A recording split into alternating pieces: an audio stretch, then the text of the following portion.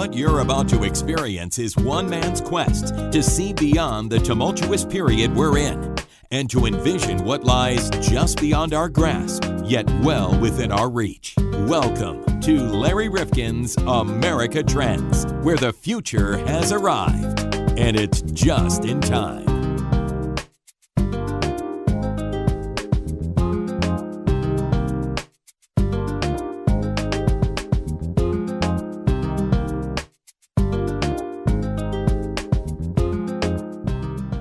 Welcome back to America Trends Podcast. I'm Larry Rifkin. And John and I have told you many times that our podcast comes from the state of Connecticut.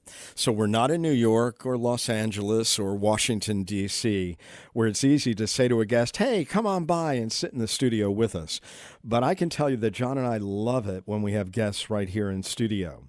And sometimes we are able to get people who are in Connecticut for one reason or another. Oftentimes they're in Connecticut because they're involved with a learning institution like Yale University. And we have that honor during this podcast, because you're going to meet a woman by the name of Patricia Russo. Now, she is the head of a really interesting women's campaign school at Yale. And Yale's right down the road from us, about 15 miles from here. And she's been involved in Connecticut public life for many years. And she's translated all those skills into preparing women, old and young, Democrats and Republicans, white, Hispanic, and black, to become participants in the rough and tumble of elective politics. And many women have not really wanted to be the front runner, the person out front in these campaigns. They've been working on campaigns, they've been fundraisers, activists for many years, but more are coming forward. And I've got to say that one of the reasons they're coming forward in huge numbers this year is thanks to Donald J. Trump. You talk about unintended consequences. He might lead to some real reforms in this country, arousing women in a way he never had in mind, trust me. Patricia joins us in studio to discuss her program and what we can expect from women coming forward to run for office in the years ahead. Joining us on America Trends is Patricia Russo. She is the executive director of the Women's Campaign School at Yale, just down the road from where it is that we do our podcast. Thank you for coming in today. My pleasure, Larry. Thank you for inviting me on Valentine's Day. What a sweetheart you are, Larry. You are really in the center of it, the epicenter of activity in terms of political trends in America, women getting involved in politics and campaigns, not only behind the scenes, but putting themselves out as candidates. So what do you say about this time? I say it's our time, Larry. That's what I say. I have been in this business for over 30 years now. It's been an explosion of amazing women stepping up, finding their voice, and saying, "Wow, it's my time. I'm going to make my time, and I'm ready to run for office." It's really been like no other time I've ever experienced. It's really exhilarating. And when people do see women getting involved today or in the recent past, I mean, what has the perception been? That this is somebody who is really stepping away from the crowd, and let's give her a listen, or this is an anomaly? What have we looked upon women as political candidates as being? Well, what we have seen historically is that there have just too few women running for office. And at the Women's Campaign School at Yale, we do nonpartisan, issue-neutral political campaign training for women, which means you can be a Democrat, Republican, unaffiliated, independent, Green Party, Purple Party, communist, anybody. Yes. We just need more critical mass. We need more women running and winning, right? So in the past, women were kind of an anomaly. It's like, wow, look, there's a woman running. We want many women running for the same seat, right? We want that competition. We want that energy, because women bring different things to the mix when they run for public office. And when they come to you, to the Women's Campaign School, what are they normally looking for? What are they most concerned that they have a deficit in? Is it fundraising, networking? The old boy network has excluded them. What are they normally saying to you? The women who come to our 5-day intensive, it's gotten very competitive, which is the good news. We're getting more and more women interested, excited. So the numbers have grown exponentially, certainly in the past 2 years. And I really want to talk about that in a few minutes, Larry. So the culture is changing, which has really been phenomenal. So the women who are interested in our 5-day intensive already have a foundation in and have a political background, right? So they've either run for office and are serving on the local capacity, or they've run and they've lost and they're getting ready for another run and they want to make sure they win next time. So what are the panoply of issues and skill sets that they need to run an effective, successful campaign? Our campaign school is all about training, right? The nuts and bolts that you need to run an effective, successful campaign. So in addition to women who are interested in running for office, and the majority of the women who attend our school are women who are running for office, the other part of our program is for women who are interested in campaign management. Because when you look at the number of women who are managers in campaigns, you think of 2 women. You think of Donna Brazile on the Democratic side, and you think of Kellyanne Conway on the Republican side, and then we're in free fall. So we just don't have enough critical mass on the campaign management side as well. Ideally, we love it when a woman is thinking about running for office and she has identified a woman who's going to be her campaign manager to come together to the school for the 5 days. That's kind of the sweet spot. Years ago, Elizabeth Esty, a congresswoman from our 5th congressional district here, did just that. Her daughter, Sarah, ran her campaign. And so the 2 of them came together to the school. Well, I remember her telling the story that her daughter said, "You're so opinionated. Why don't you run for office?" Mm-hmm. And I've got to tell you, she's become a very skillful politician over the years. When do you know that someone's really got the makings of a candidate? Let me tell you about our experience this past year, because it was illuminating for me. And again, since I've been at this for a while, it takes a lot for me to discover something new and interesting. So it really started right after the presidential election results, 2016, where we started to get more and more calls and emails from women. When's your 5-day? I'm outraged. I've got to do something. So we're seeing and feeling this new energy and this new civic engagement, this wonderful excitement about civic engagement we've not seen in a long time.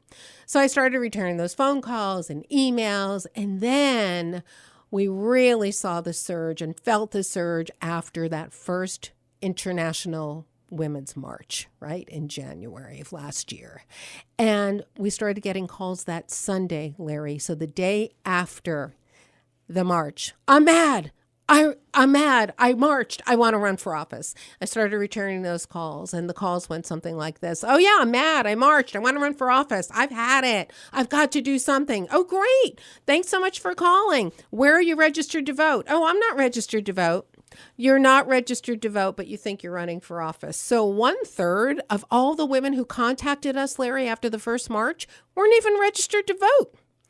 The second third were registered to vote, but didn't vote in the 2016 presidential, because the 2 candidates were so very much the same to them that they really couldn't decide which one to vote for. So 2/3 of the women who contacted us initially were not ready for a 5-day intensive at Yale Law School. And so what we did was, right after that, we started raising money so that we could create a whole new level of training called the Women's Campaign School at Yale, the Basics, which is a 1-day intensive for women who have a newly discovered passion for politics, but don't have the foundation or the skill set they need to launch an effective, successful political career. What do they think coming in that they have or don't have?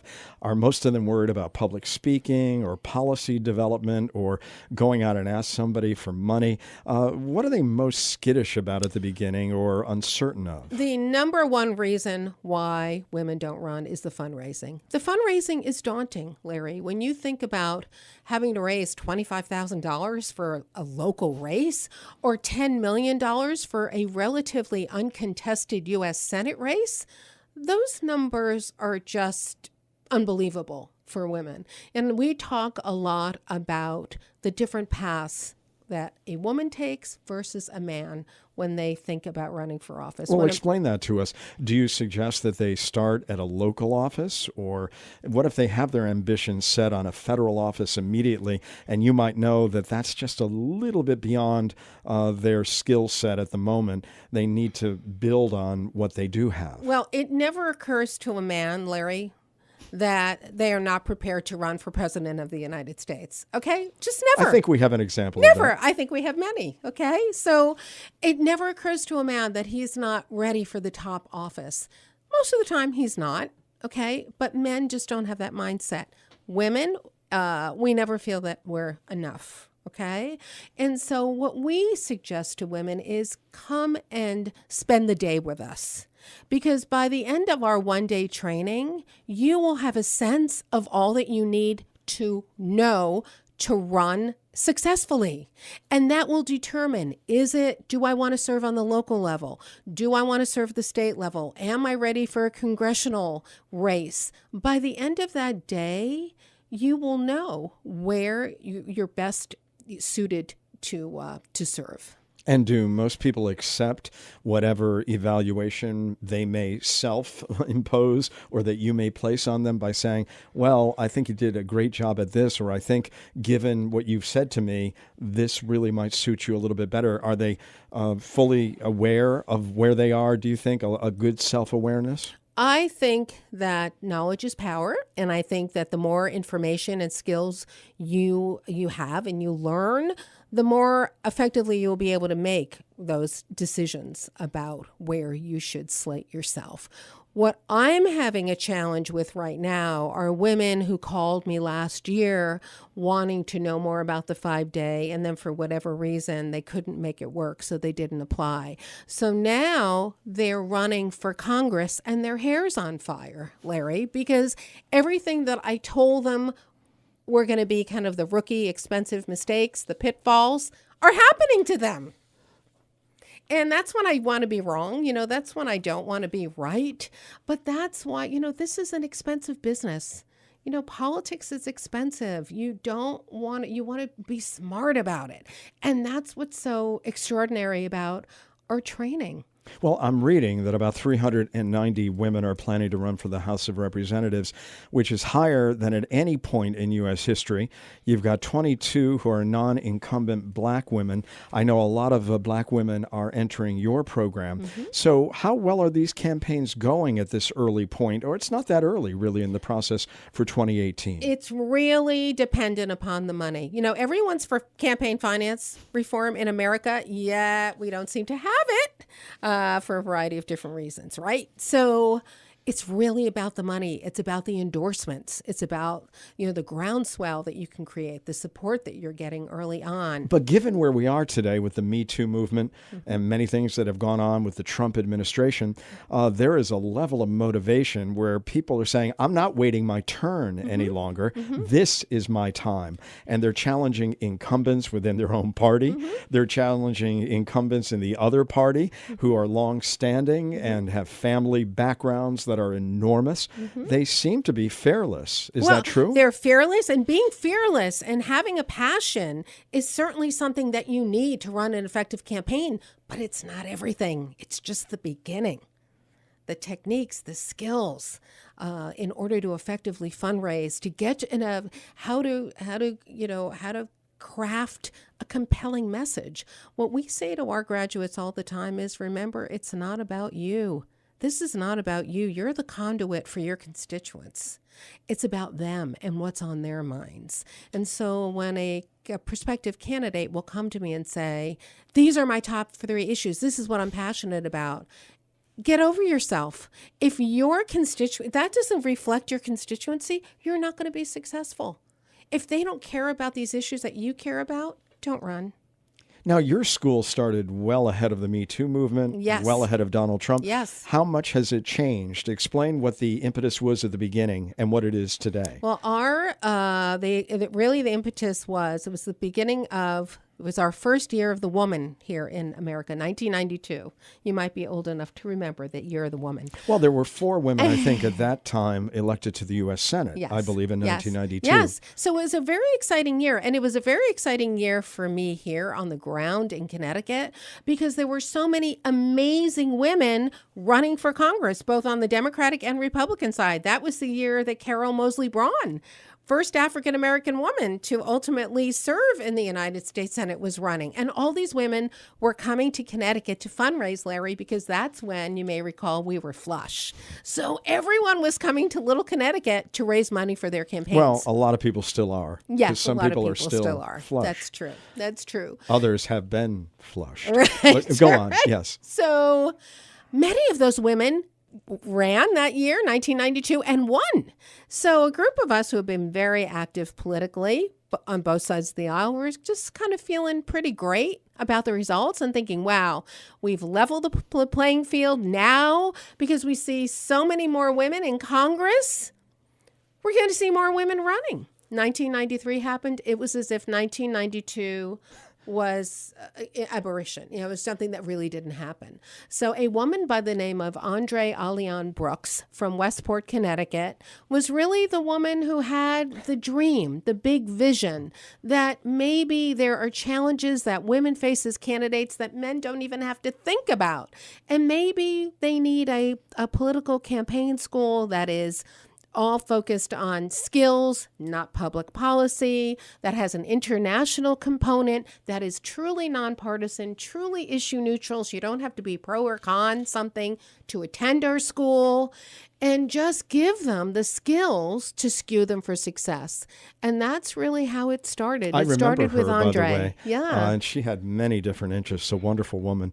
We'll return to this episode of America Trends in just a moment. If you like what we're doing here at America Trends Podcast, please don't keep it to yourself. I know there are a lot of people, John, who think, well, if I'm listening and somebody else wants to listen at the same time, maybe we're going to collide and they're not going to be able to hear us. Yeah. Is that the way the technology works? No, there's plenty of bandwidth. Everybody can listen at the same time. All right. Well, make that sure you do dispels that. that myth. Now, you can do a number of things that would really be helpful to us. You could give us a kind rating or a review at Apple Podcasts, and that boosts what they consider to be our value and visibility. And what does that do, John? Well, that puts us in the forefront so that you can find us easier, and most important is other people can find us easier. And you can subscribe there or on our site, americatrendspodcast.com, or wherever you're listening, so we can alert you to new episodes of the podcast, which, by the way, we put out twice a week on Tuesdays and Thursdays. And stay in touch with us on both Facebook and Twitter at Trends Podcast. Or you can like us on Facebook or follow us where, John? On Twitter. On Twitter. That's right, where the world turns to hear fake news or whatever it is. Well, Not you can us, though. direct We message have real us news. at Trends Podcast or using hashtag Trends Podcast. And you know, John, with our growing audience, and really it's been pretty remarkable, a lot of people just came to us the last month or two, and they might have missed earlier episodes. Can they get them again? They can look through them and pick the ones they want to listen to. They're all on the website, and a lot of them are up on iTunes, many of them. All right. Well, listen, there's lots of material to listen to. We hope you have the time, and we'll lend it to us because we try to make it worth your while. And thanks so much for listening. And tell your friends. We now return to this episode of America Trends. Well, you're a nonpartisan campaign school, yet the energy that I'm seeing on the Democratic side of the aisle is women, generally more progressive, angry, and upset with what's going on, are challenging even liberal white male incumbents in many cases. So when people come to your school, some are Republicans, some are Democrats. What divides them more? Is it their politics, or does the fact that they're women unite them more than divide them? I think what makes us special and unique is that, we have become so paralyzed in our country. Democrats and Republicans don't have the opportunity to talk anymore. I'm old enough to remember I worked years ago on Chris Dodd's, and I was working for Chris Shays at the same time, so that was kind of fun. A Democrat and a And Republican. exactly. I've always been bipartisan. So I was working for Chris Dodd on his first U.S. Senate race. And when he won, I remember going down to meet him in D.C. for a meeting. And I walk into the Senate dining room, and there he's sitting with his two best friends from the United States Senate, Teddy Kennedy and Bob Dole. Larry, you would never see that. It's not allowed. It's just, and so it was a very different kind of, again, culture, very collaborative. Let's talk. Let's talk and see where we can find some common ground. So that's what we bring to our school, in that our women are not only receiving exemplary skills from the best in the business on both sides of the aisle, but they're learning how to work together. They're learning how to listen to each other. There are women who have attended our school that have said to me, Patty, I've never talked to a Democrat before. I've never talked to a Republican. I've never talked to a union person. And so we are kind of holding them to a higher standard, if you will, that we want them to bring that new culture of collaboration and partnership and listening to the world once we launch them after the 5 days. So, who are your illustrious graduates? Name a couple. Well, Kirsten Gillibrand is a proud graduate of our school. And some say she may be running for president. Some say she is running for president. Well, do you think for sure. she has built up the bona fides to run for president? Absolutely. I mean, again, Larry, this is a question that is never asked of a man. I mean, really. No, I ask it of men, okay, believe me. Well, good. Keep there are asking. many who I don't and they think... will tell you, absolutely. Yeah. Of course, absolutely. So Kirsten's a graduate of our school. As I mentioned earlier, Elizabeth Esty is a proud graduate, as well as her daughter on the campaign management side. And former Congresswoman Gabby Giffords from Arizona, not only a graduate of our school, but also served on our board for many years. So we're really proud of the quality of our graduates. So put me through, in about 2 minutes, the 5-day intensive. What is it that I have to prove? What is it I'm going to learn? Give us a sense of this. Well, the thing that we tell students coming in, prospective students, will be seating our 24th class in June, is that we mimic the energy of a political campaign, which means you start at 8 o'clock in the morning with us. You're in class at the law school, hearing from phenomenal presenters all day. Then we all have dinner together. And then at night, we break them up into their case study groups. So they have a major homework assignment. So everything that they learn each day is incorporated into the homework. And then at the end of the week, their individual groups are judged by a Democrat and Republican judge. So right away, we know that they're ready to either run or they're ready to lead a campaign. But by the time we launch them, they're good to go. Now, a candidate, an activist, an operative, all are in your bailiwick, and yet they have very different skill sets. Mm-hmm. What are the unique qualities? Let's say Condi Rice or Madeleine Albright could never have won political office, but could hold high positions. Is this something that you might try to guide somebody into? You say, wow, you're incredible on policy, but I think you might be best in the background consulting, advising, or in some other kind of capacity. Well, for instance, Larry, when people hear me speak, they say, wow, you should run for office. And I say, no way. There's no way. I'd have to be nice to people I don't like. I'd have to work on issues I don't care about. And I know my lane. My lane is making rock star candidates. I like telling people what to do. I love telling candidates what they're doing well, and more importantly, what they're doing it's a nightmare that needs to be changed. What happens after they've left you, but they come back to you because Patricia Russo was the guru? She was the woman who started or got involved in this school, has been the executive director for so many years at the Women's Campaign School at Yale. So I've got to go back to her, and I'm floundering now, or I've lost my way. Do they come back to you and try to get back on course? Well, what we do, again, another component of our school that I'm so proud of that sets us apart is we have a mentoring program for our graduates, which means that once you leave us the 5 days, We want to stay in touch with you. We have a very active closed Facebook alumni page. When I travel, and I'm traveling more and more as a result of the one-day trainings, I will send a message out to our graduates saying, okay, I'm coming to New York City. If you have good news for me, I'd love to hear from you. But if you are drowning and if you are in trouble, you need to see me. You need to see me. And that's we have seen in the past, the reason why women bail out when it gets too hard or they have a bad day and they say, wow, this isn't for me, rather than saying, let me war game this with somebody. Okay, let me just talk it out and I'll zoom into plan B, and I help them talk about what plan B could be for them. Perfect example, a couple of years ago, we had a phenomenal graduate running for state rep in Michigan. She called me one night, 10 o'clock at night, Larry. This is just an example of the mentoring piece. Patty, my photographer's coming over to take pictures for my brochure tomorrow. I have no family. Call me back. Now it's 10 o'clock at night. I'm in Connecticut. She's in Detroit. What am I going to do for her? I call her back. Okay, what's going on? Well, I'm running against this guy who has the perfect family, perfect wife and 2 kids and dogs. And I'm sitting here. You provide that too? Yeah, Instant family? No, we don't. But again, being Italian, I feel like they're all my kids. And so I said, I had been working with her, so I knew her family. And I said, well, where are your parents? What are they doing tomorrow morning? She said, well, they're around the corner from me. You know where they live. I said, call them.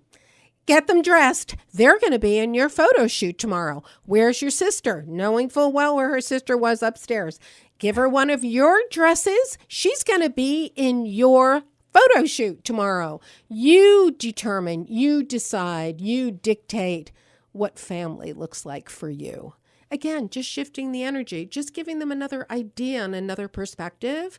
That's what we do for our graduates. Have you ever had the case where 2 of your graduates were running against each other? Yes, we just had that. We had that in Westport. Did you know that, Larry? Is that what you're asking me the question? Didn't. So what do you do? So we had Melissa Kane, who was running for first selectman in Westport on the Democratic side. And then we had Jennifer Tooker, a Republican, running for second selectman in Westport. And I'm supportive of both of them. I mean, that's what I just said to them. I said, I'm happy to be in all your pictures. I'm so proud of the both of you.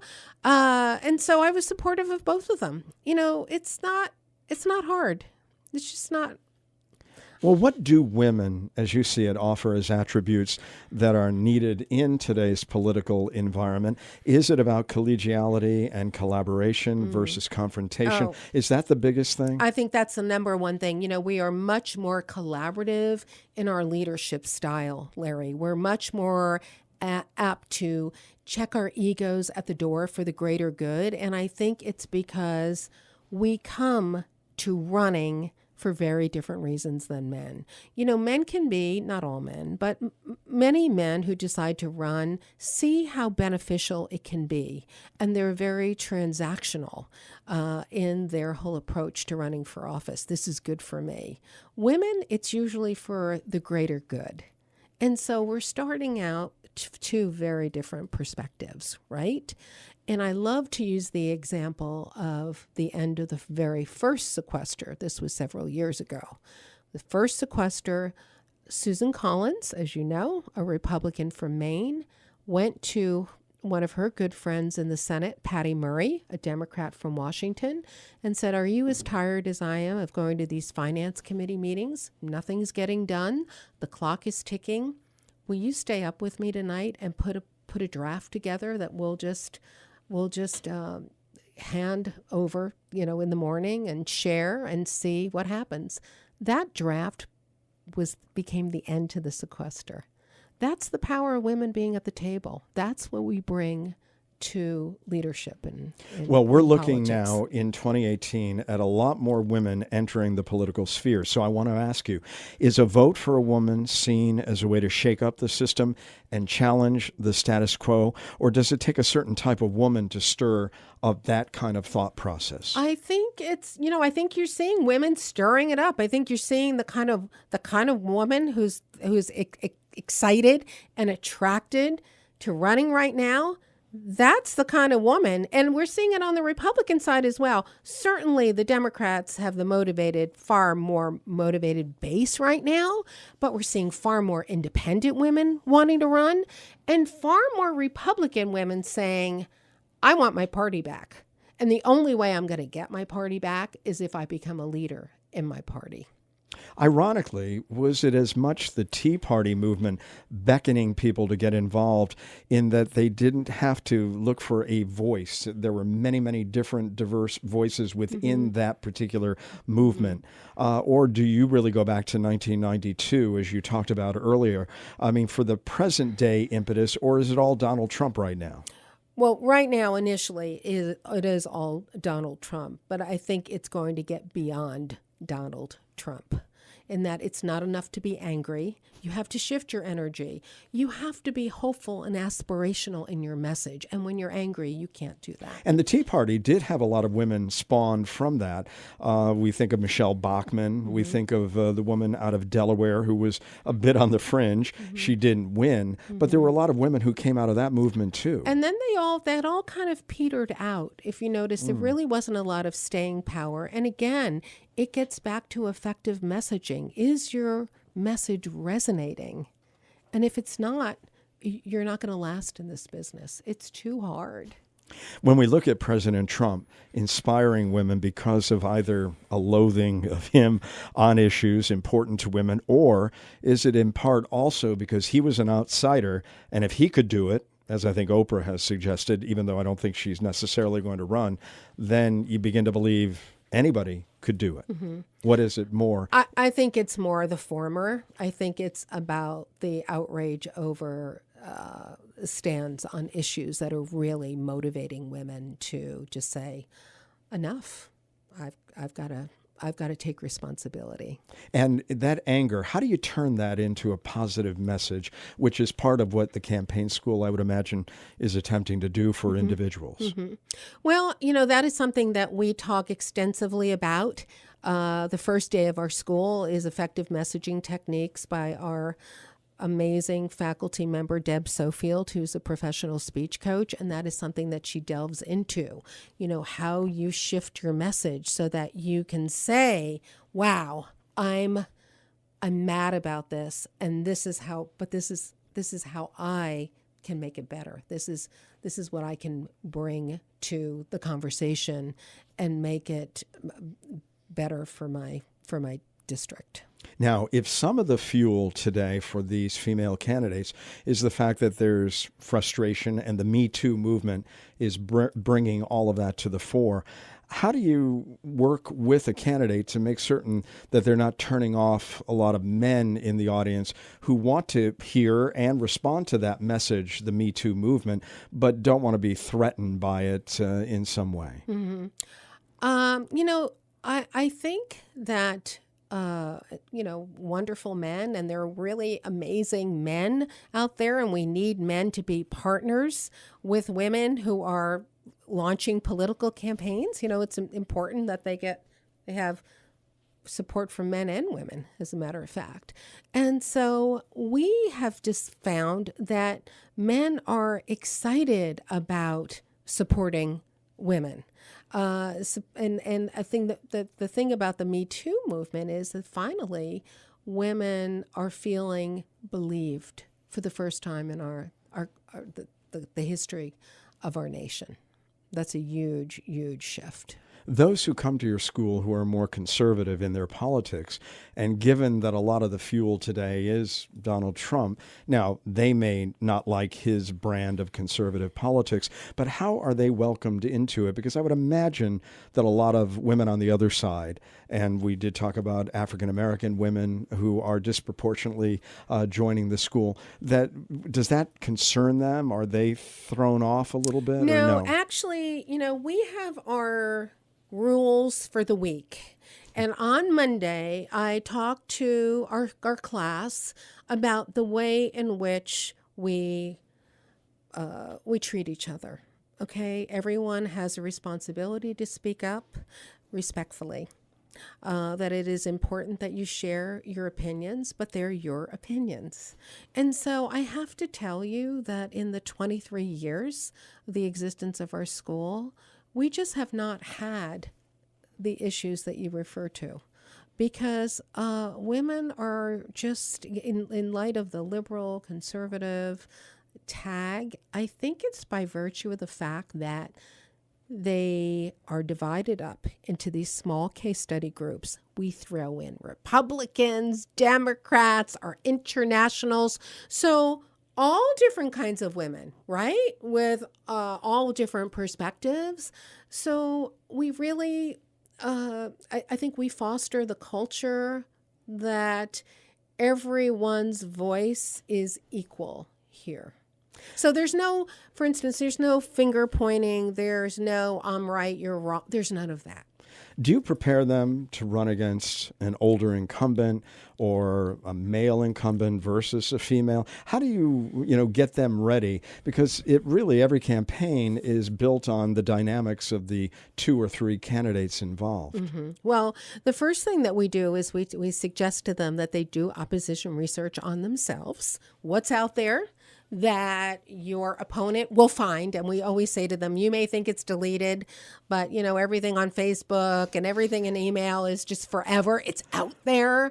So for instance, if you had if you had a wild time in college, it's out there. Those photographs are still there, even though you might have deleted them. So first do some opposition research on yourself. So everything that you find, you will have a response to that you feel comfortable and confident in, and do the same thing with your opponent. Really get to know your opponent as well as you know yourself.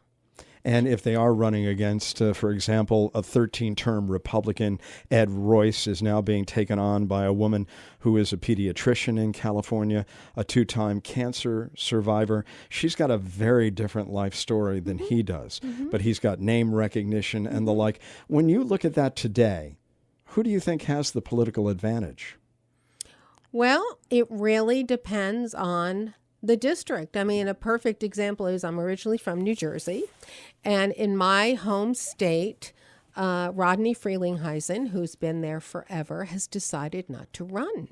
Now, people there say he's decided not to run because all the women in his district who've been marching for 2 years now, every Friday, go to his office, Larry, and have been demanding a meeting with him just to talk about issues.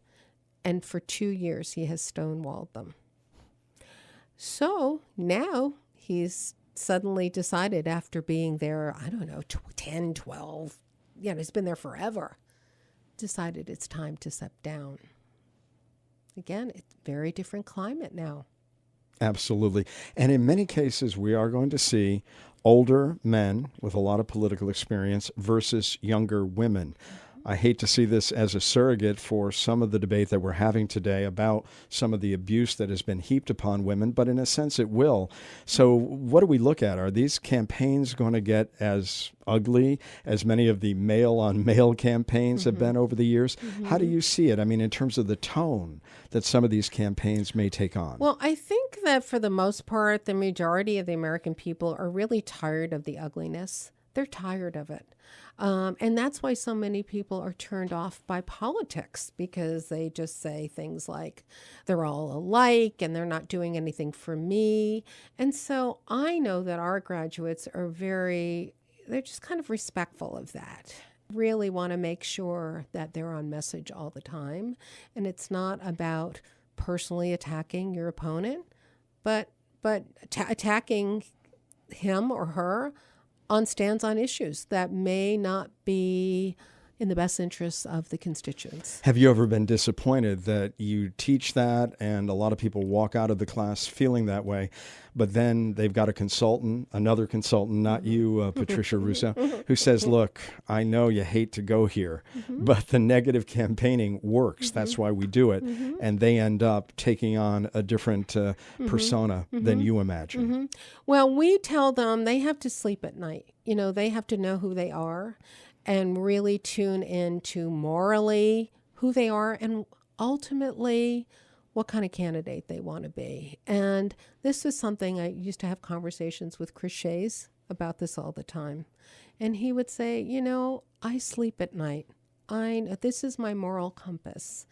And I'm okay with my stand on issues and how the way in which I'm conducting myself. And all we can do is provide that training, that environment, and then what they choose to do when they fly and they're launched is up to them. I know that you train women for the political fight, but do you think that these men who are now at a different place because society is shifting, this last election has meant a lot to a lot of people who never thought they'd get involved, do they know what they're in for? I believe that the ones that have a level of consciousness do know what they're in for. The ones that don't are in for a very rude awakening, Larry. What are you predicting will happen in 2018 and perhaps 2020? I think women are going to be the story of the 2000 midterm elections. I've been saying that for months now. They're just going to be the story. Who are these women? Are we talking about some of the white suburban women who have really seen a lot of things go on that offend them? Because I think the majority of white women back in 2016 actually did vote for Donald Trump. Who is moving away from him? We do see white suburban women moving away from Donald Trump, but I think the real story is going to be women of color. That's a really exciting story here for me. Is it their organizational skills, their ability to put a lot of ideas together or be passionate? Because I know they were very important in Virginia, yes. New Jersey, and Alabama recently. Women of color are just more comfortable taking risks. They're risk takers. I mean, they just are. We started to see a major, amazing shift of women of color applying to our school back in 2007. And that was, again, right during the Obama phenomenon. That's what I like to call it. Where women of color were in leadership roles, campaign roles, loved it. And it was like, wow, maybe I should think about running for office, or maybe I should think about a career in campaign management. And that's when we started to see the major increase in women of color attending our school. So back 23 years ago, the median age for women coming to our school, 40, 42, and predominantly white women, women who had kind of launched their children and were now saying, okay, this is my time. Now, the median age is 29, 30, and the majority of the women who attend our school are women of color. And what about being single today? You talked about the woman who said, I don't have a family, and that used to be the old trope. Everybody had to show their family. Is that now out the window? That's now something, again, it's creating an ability to be comfortable in who you are and sharing that with the world. So if you're a gay and lesbian couple, if you're not married. Transgender, exactly. They're owning it and they're proud of it. And so as a result of that, when you know who you are, you can be a very, very effective, successful candidate. Patricia Russo, again, the executive director of the Women's Campaign School at Yale University. What similar type programs have you spawned? Because I think there are many starting to burgeon around the country. There are many, and that's the good news. If you Google women's campaign schools, you can be on your computer for quite a while. There are campaign schools that train younger women, say teenagers. There is a group called Live Girl that is working with middle school age girls, which is phenomenal in the area of leadership, self-confidence, self-esteem. There are schools that provide online training. So there's just kind of a panoply out there of different options so that if you are not ready for our 5-day intensive, if you cannot, for whatever reason, attend our 1-day training, there are other options for you, which is so wonderful. And many of these other campaign schools are actually a feeder for our 5-day. So there are other schools out there that are providing training, and ultimately all of those women, many of those women, ultimately apply to our 5-day. Our 5-day is very comprehensive. You know, the white supremacists in Charlottesville, Virginia, they were chanting, "You will not replace us." So I want to ask you, is the battle cry for these women, in fact, we are ready to take our place, or we've waited too long? What is the battle cry? It's our time. It's our time. It's our moment. I think that that's it more than anything. And love over hate, solutions over whining, that's what women bring to the table. Well, thank you for coming to the table today on America Trends. Patricia Russo, Executive Director of the Women's Campaign School at Yale. Anything you'd like to say in closing? Just if you're thinking about running, if you're thinking maybe this is my time, call us, 203-734-7385. I'd love to talk to you. Thank you so much. Thank you, Lair. All right.